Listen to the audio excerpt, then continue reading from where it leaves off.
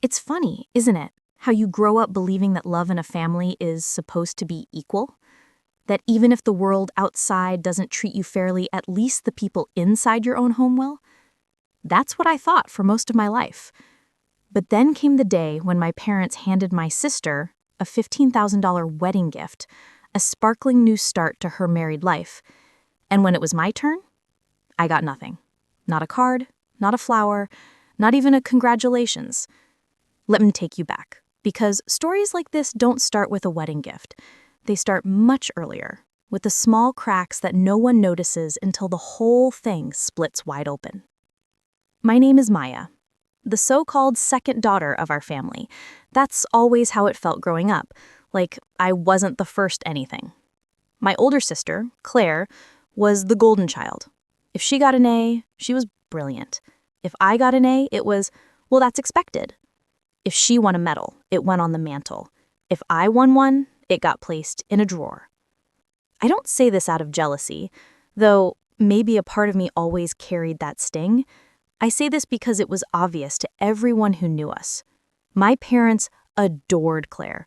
She was the one they paraded around at family gatherings, the one they invested in, the one they always said would go far. I was the afterthought. But still, I never thought they'd take it this far. Claire got engaged 2 years before I did. Her fiancé Daniel came from a wealthy family, and the wedding was always going to be a huge event. My parents were thrilled. They spent months helping plan, booking venues, paying deposits, and when the day came, they announced proudly at the reception, "We gave our daughter a special gift to help start her married life, $15,000 for her and Daniel to use however they want."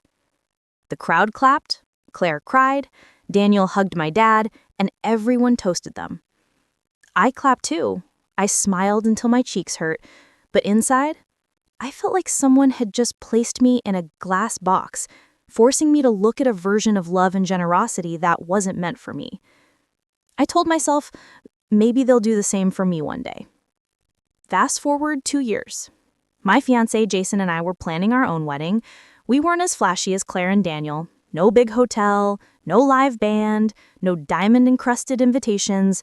We just wanted something simple, warm, and intimate. My parents attended, of course.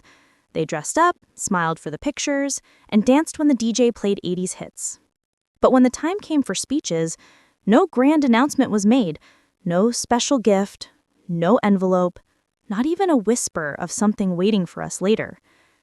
We got married, thanked everyone, cut the cake, and left for our honeymoon, all while the silence from my parents rang louder than the music.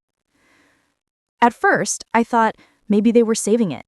Maybe they were planning to surprise me after the wedding, like slipping an envelope into my purse or stopping by our house later. Days passed. Then weeks. Then months.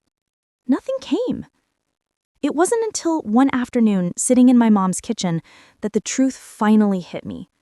I had been avoiding the subject, but curiosity gnawed at me until the words spilled out. "Mom," I asked carefully, Did you plan to give us anything for the wedding, like you did for Claire?" She froze, her hands hovering over the sink where she was washing dishes. For a second, I thought maybe she hadn't heard me. Then she sighed and said, "Maya, times are different now. When Claire got married, your father had a bonus from work. Things aren't the same anymore." It stung, but I nodded. I wanted to believe her. Money doesn't always flow the same way every year. That excuse made sense, until I found out the real reason. A week later, I was visiting my aunt who had been at Claire's wedding and mine. She leaned in during tea and said something that stopped me cold. "You know, Maya, your parents told everyone how proud they were giving Claire that $15,000, but after your wedding, I kept waiting for them to announce something similar. I even asked your mom later, and she just laughed and said, 'Oh, Maya doesn't need it. She's always been more independent.'" Independent. That was the word she used. Like giving me nothing was somehow a compliment. My aunt patted my hand, trying to soften the blow, but the damage was already done. It wasn't about money anymore. It was about what the money represented: value, love, recognition. And in that moment, I realized, to my parents, I wasn't worth a grand gesture. I wasn't worth the effort. But I didn't know then that their choice to forget me would come back to haunt them. Because life has a funny way of keeping score, and one day they would need me. And when that day came, they would finally realize that the daughter they had treated like an afterthought had become the one thing they couldn't ignore. After the wedding, Jason and I went back to our lives. We didn't have a honeymoon on a tropical island or a suite in Paris. Our honeymoon was a 4-day road trip along the coast, staying in cheap but charming motels, eating takeout on the beach, and laughing until our stomachs hurt. And honestly, it was perfect. But still, there was a shadow in my heart. I kept thinking about that missing gesture, the unspoken difference between what my parents gave Claire and what they gave me. I thought about it at night when Jason was asleep and the house was quiet. I thought about it when I saw the photo album from Claire's wedding. That picture of her and Daniel holding up the envelope, their smiles wide, my parents glowing with pride in the background. Sometimes bitterness creeps into your bones without you realizing it. It becomes part of you. But I refused to let it control me. If they thought I didn't need help, then fine. I would prove them right and wrong at the same time. Jason and I didn't have much, but what we did have was drive. I was working as a junior architect at a small design firm. My salary was barely enough to cover rent and bills, but I loved what I did. Jason worked in IT, fixing servers and systems for companies that always seemed to crash at the worst possible moments. Together, we built a life. While Claire and Daniel moved into a luxury apartment in the city, thanks in part to that $15K cushion, Jason and I settled into a modest 2-bedroom rental in a quieter neighborhood. Our furniture was secondhand, our plates mismatched, but it was ours. And every corner of that little place carried our fingerprints, our laughter, our sweat. The first few years of marriage were not easy. We argued about bills, we ate a lot of pasta and rice because it was cheap. There were times when I had to skip buying new clothes just to make sure we could fix Jason's car or cover an unexpected medical bill. But through it all, I felt something that Claire never had: resilience. I knew how to stretch a dollar, how to survive when no one was handing me a golden envelope. Claire, meanwhile, seemed to live in a different world. She'd call sometimes and brag about her new designer bag, or the trip she and Daniel were taking to Italy, or the renovation they were doing on their condo. My parents would beam with pride, telling everyone how successful Claire and Daniel were. I'd smile politely during family dinners, but inside, I knew the truth. Half of their success had been funded by that $15K head start. And yet my parents saw me struggling, hustling, clawing my way up as simply getting by. But here's the thing. When you start with nothing, every small victory feels huge. And those small victories began to add up. At work, I threw myself into projects. I stayed late, volunteered for the tough assignments, and slowly built a reputation for being reliable and creative. One day, my boss called me into his office and said, "Maya, you have something rare. You see details other people miss. I want to put you in charge of a new project." That project turned into a stepping stone. Within 2 years, I went from being the quiet junior architect no one noticed to leading my own small team. My salary doubled, then tripled. Jason, too, climbed the ladder at his company, moving from technician to manager. Together, our incomes stabilized. We saved, we invested, we bought our first home, a modest fixer-upper, but ours. I remember standing in the empty living room on move-in day, tears streaming down my face. I whispered to Jason, "They thought I didn't need help, and look, we did this without them." Jason hugged me, his voice steady. "You're stronger than you think, Maya. Stronger than they'll ever admit." Still, no matter how much progress we made, my parents never saw it. Or maybe they refused to see it. Every holiday dinner was still the Claire show. Claire and Daniel are going to Paris again. Claire just bought a new car. Claire got promoted. It was endless. And every time I brought up something about my own life, we bought a house, I got promoted, Jason got a raise, it was brushed off with a nod and a quick change of subject. The worst moment came one Christmas. We were all opening gifts in my parents' living room, the tree glittering, the room filled with that cozy holiday smell of pine and cinnamon. My parents handed Claire a small box, and when she opened it, inside was a set of diamond earrings. I still remember how the light caught on them, how everyone gasped and clapped. When it was my turn, they handed me a sweater. Not even a nice sweater, one of those discount ones you can tell was bought in a rush. I smiled, said thank you, and folded it neatly, but inside, I was breaking. Later that night, Jason whispered to me, "You don't have to keep pretending it doesn't hurt." But I did pretend, because what else could I do? Confront them? Tell them their favoritism was like a knife that kept twisting in my chest? I knew they'd just dismiss it. They'd tell me I was being dramatic. So I kept quiet. But silence doesn't mean weakness. Sometimes silence is just a seed, waiting for the right time to grow. As the years passed, that seed grew. My career soared. Jason and I expanded our home, bought rental properties, invested wisely. By our mid-30s, we were financially secure in a way I had never imagined possible. Meanwhile, Claire and Daniel, the golden couple, began to falter. Daniel's company downsized, and he lost his high-paying job. Their condo became a burden instead of a luxury. They had lived so long on appearances, on spending like they were untouchable, that when reality hit, they weren't prepared. My parents, of course, bailed them out again and again. Loans, handouts, temporary help. And through it all, no one thought to ask how Jason and I had quietly built a life of stability.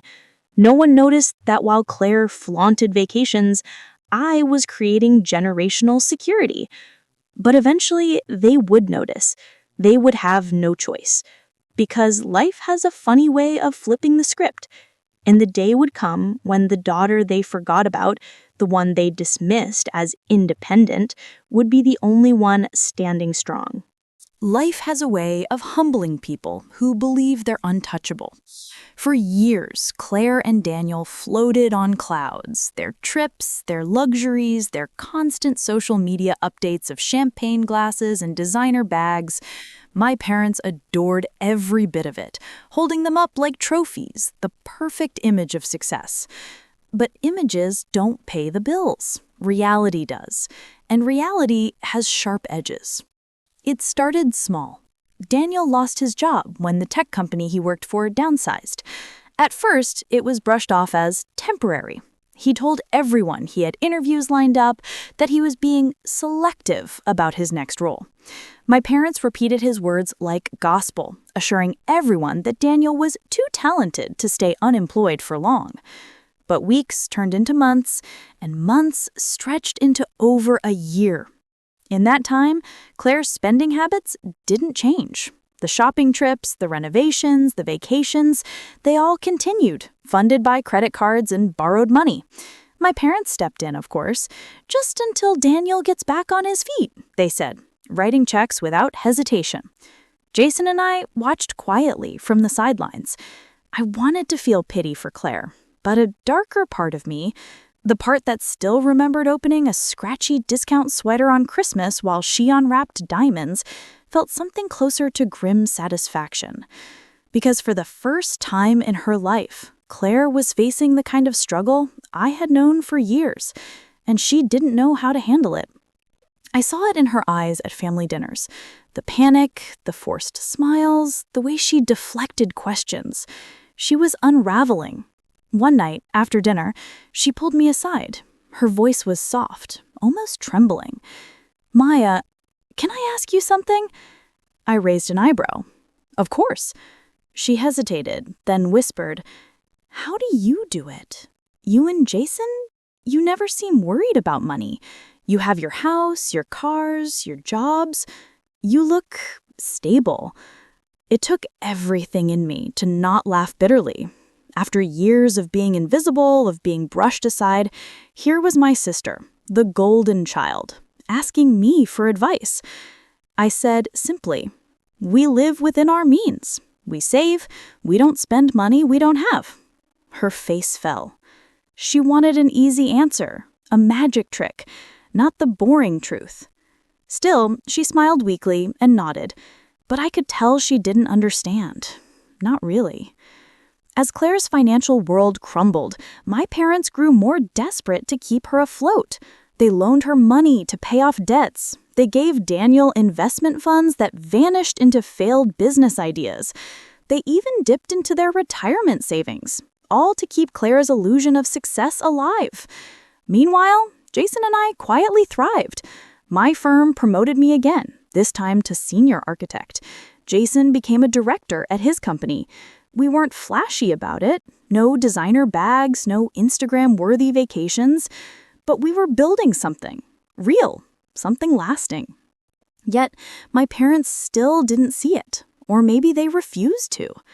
I'll never forget one Thanksgiving. The whole family was gathered around the table. Claire was telling a story about a business opportunity Daniel was pursuing, her voice upbeat, but her hands fidgeting with her napkin. My parents chimed in, proudly, praising Claire's entrepreneurial spirit. Then Jason mentioned, casually, that we had bought another rental property. The table went silent. My mom blinked. "Another one?" "Yes," Jason said. "It's a duplex. We're planning to renovate one unit and rent the other. It's a good investment." Instead of congratulations, my father frowned. "Well, don't overextend yourselves. Real estate can be risky." The irony nearly choked me. They had written Claire checks that totaled more than my house was worth, and yet here they were, warning me about being careful. Jason squeezed my hand under the table. I smiled tightly, swallowing my frustration, but inside, a fire was growing, because it was becoming clear. No matter what I achieved, no matter how much Jason and I built, my parents would always see me as second place.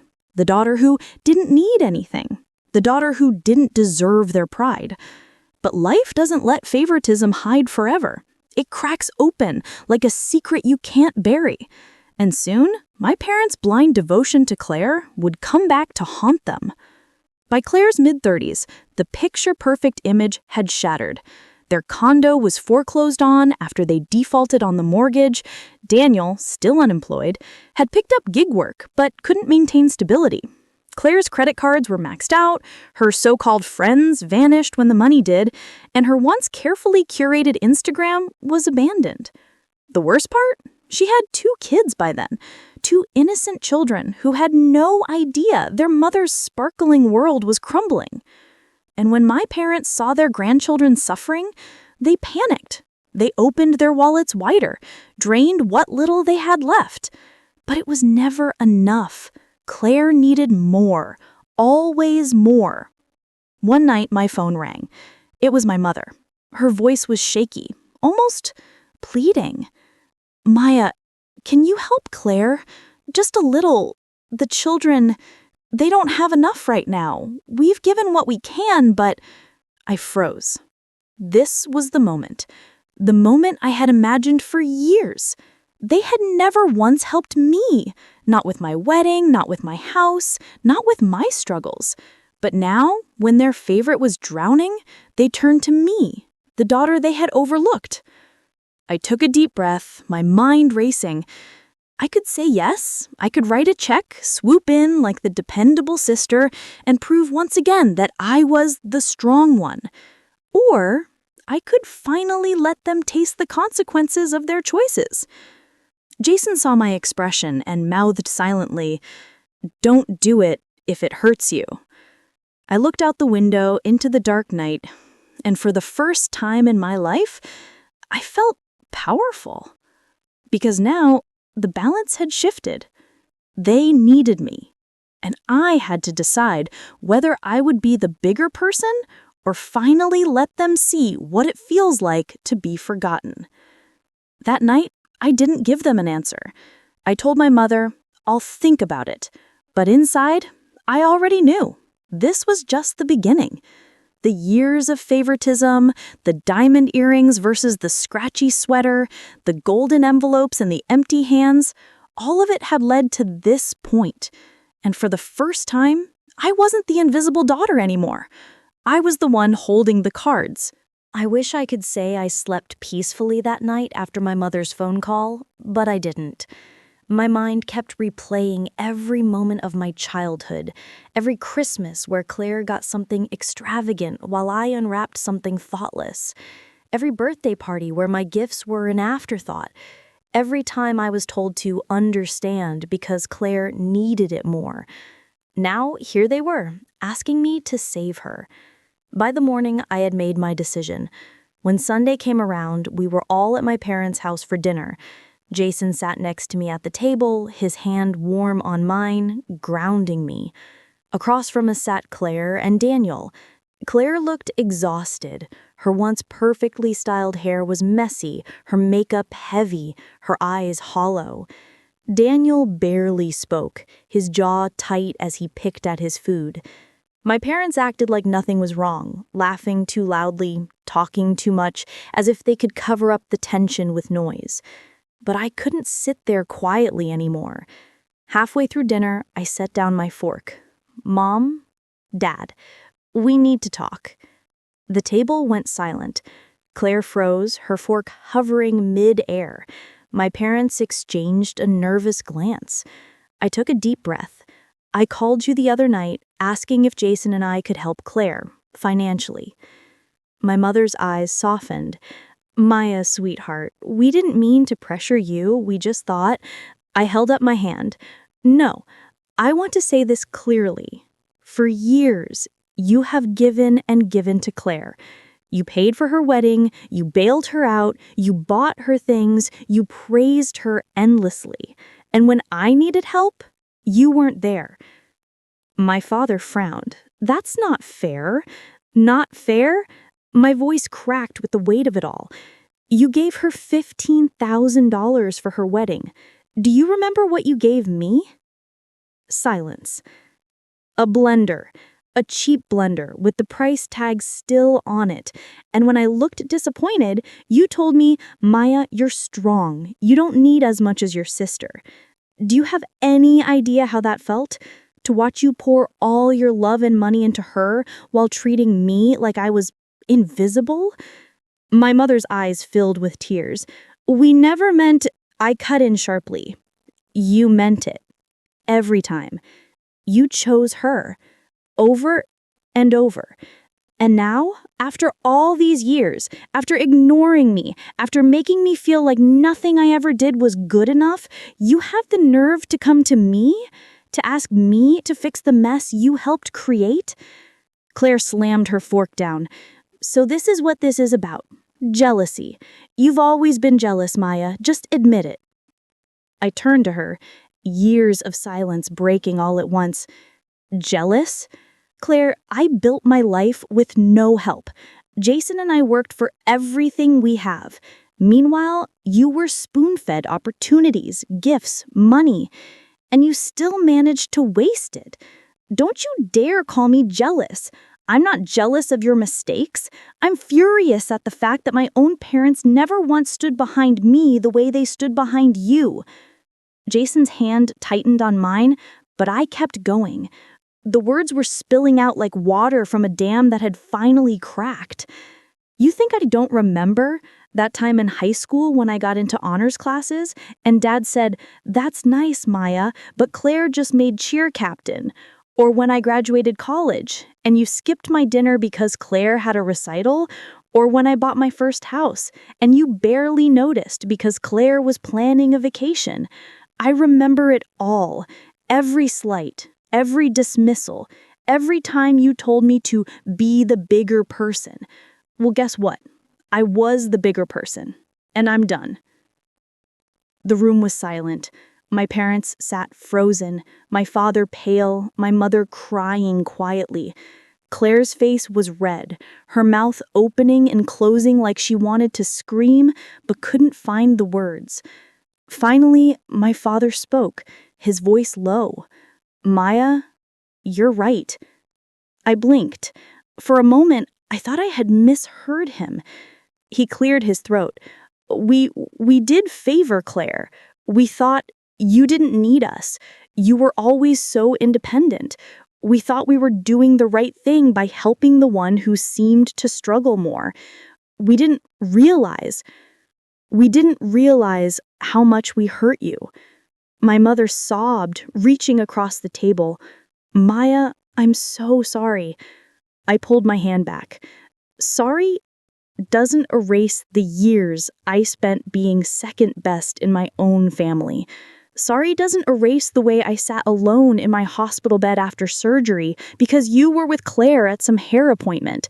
Sorry doesn't erase the way I cried myself to sleep as a kid because I thought maybe, just maybe, you'd see me the way you saw her. Claire stood up, suddenly, her chair screeching back. "This is pathetic. Maya, if you're so bitter, just admit it. You'll never be happy because you'll always think you're a victim." Jason finally spoke, his voice steady, sharp. "No, Claire. She's not a victim. She's the only one in this family who grew up without the safety net you had. And instead of breaking, she built a life. She doesn't want pity. She doesn't want your approval. She just wants the truth acknowledged." Claire glared at him, but I saw the flicker of shame in her eyes. She knew. Deep down, she knew everything I said was true. I stood, pushing my chair back. "I'm done. I won't give Claire money, I won't save her from the consequences of her choices, and I won't sit here and pretend this family is anything other than what it is, broken by favoritism. If you want to fix that, it's on you, not me." I walked out, Jason right behind me. My heart pounded in my chest, my hands shaking. For the first time, I had spoken my truth. And though the weight of years still sat heavy on me, I felt lighter, stronger, because finally they had heard me, and nothing would ever be the same again. The drive home was quiet at first. Jason's hand stayed firmly on mine, his thumb brushing gently across my knuckles.